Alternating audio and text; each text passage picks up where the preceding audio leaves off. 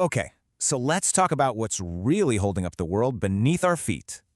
You might think it's just dirt, right? Well, it's way more complex than that.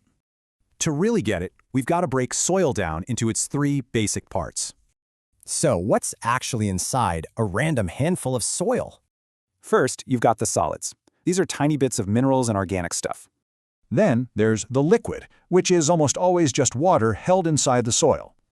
And finally, you've got gases. On Earth, that's pretty much just air. Okay, but the really interesting part, it's the empty space between all those solid bits. These spaces are called voids, and seriously, they are the key to everything. So why do engineers obsess over this exact mix of solids, water, and air? Because that mix tells you if the ground is actually stable enough to build on. To study this, we use a really neat concept called a phase diagram.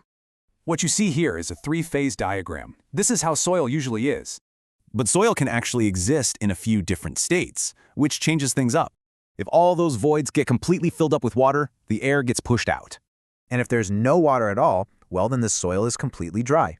So the total volume is just all those different parts added up. Solids, water, and air.